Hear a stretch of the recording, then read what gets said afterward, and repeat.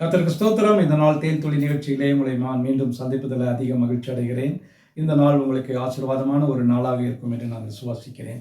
இந்த நாளிலே இயேசு கிறிஸ்துவனுடைய சிலுவை மரணம் நமக்கு ஒரு பரிகாரத்தை கொடுக்கக்கூடியதாக இருக்கிறது. பரிகாரம் என்று சொன்னால் நமக்கு ஒரு விடுதலை, இல்லாவிட்டால் நிவாரணம், இவைகள் கிடைக்க வேண்டும் என்று சொன்னால் நம்முடைய பாவங்களிலிருந்து தான் மிக முக்கியமான ஒரு நிவாரணம், அதுதான் பரிகாரமான ஒரு காரியம். ஆங்கிலத்திலே அட்டான்மெண்ட் என்று சொல்வார்கள். அந்த காரியம், அந்த பரிகாரம் ஆண்டவராய் இயேசு கிறிஸ்துவின் மரணத்தினாலே, அவர் இரத்தம் சிந்தினாலே நமக்கு கிடைத்திருக்கிறது. மிக ஒரு முக்கியமான ஒரு காரியமாக இருக்கிறது. இதற்காக நாம் தேவனுக்கு நன்றி சொல்ல வேண்டும். இந்த வேளையில் நாம் செய்த பாவங்கள், எல்லா காரியங்களும் நமக்கு கண்களுக்கு முன்பாக நிழலாட்டமாய் வந்து நம்மை சில நேரங்களிலே அச்சுறுத்தி கொண்டிருக்கும். அவைகளெல்லாம் நமக்கு பழைய சில காரியங்களை நினைப்பூட்டி கொண்டிருக்கும். நீ இவ்வளோ அதிகமான பாவத்தை செய்தாயே, உனக்கு என்ன பரிகாரம் என்று நாம் தைரியமாக சொல்ல முடியும். ஆண்டவராகிய இயேசு கிறிஸ்து சகல பாவங்களையும் அவர் நீக்க வல்லவர்.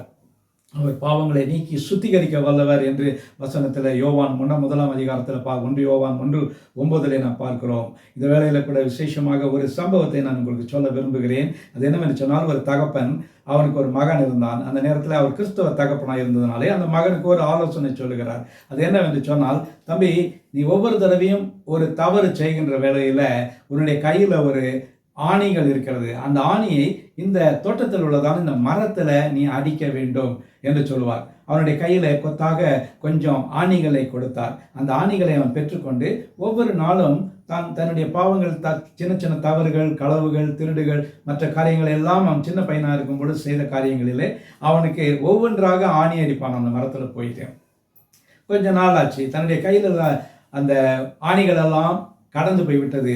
இப்படிப்பட்ட காலங்களிலே தகப்பன் அவனுக்கு கொடுத்த ஆலோசனையின்படியாக தன்னுடைய தவறுகளிலிருந்து திரும்பத்தக்கதாகவும் அதற்கு ஒரு காரியத்தையும் பரிகாரத்தையும் அவன் செய்து கொண்டிருந்தான். அதில் பார்க்கின்ற வேளையில் ஒரு கொஞ்ச நாள் கழித்து அவனிடத்துல போய், தம்பி, நீ ஒவ்வொரு ஆணியாக அதை அங்கிருந்து பிடுங்கி விடு என்று சொல்கிறார். அவன் அந்த மரத்தில் அடிக்கப்பட்ட ஒவ்வொரு ஆணியாக பிடுங்கி விடும் பொழுது அந்த இடத்துல சில தழும்புகள் இருந்தது.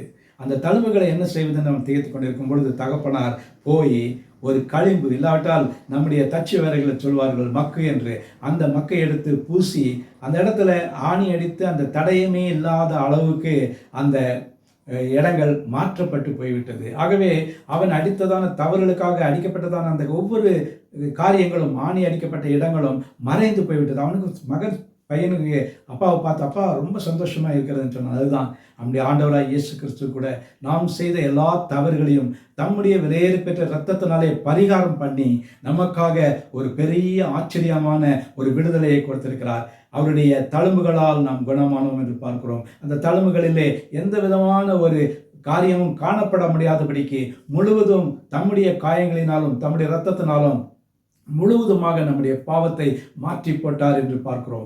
ஆகவே கிறிஸ்துவுக்குள் பிரியமானவர்களே, நம்முடைய வாழ்க்கையில் கூட இந்த பரிகாரம் நமக்கு மிக மிக அவசியமாக இருக்கிறது. இந்த அட்டான்மெண்ட்டை நாம் பெற்றுக்கொண்டவர்கள் என்று சொன்னால் நிச்சயமாகவே நமக்கு ஒரு பெரிய ஒரு ஆசீர்வாதம் இருக்கும். நல்ல ஆண்டவரே, நன்றியோட துதிக்கிறோம், ஸ்தோத்திரிக்கிறோம். இந்த வேளையில் கூட விசேஷமாக ஆண்டவரே, இந்த ஒரு அட்டான்மெண்ட்டை, பரிகாரத்தை நீர் எங்களுக்கு இயேசு கிறிஸ்துவின் மூலமாக கொடுத்தீரே, அதற்காக ஸ்தோத்திரம்.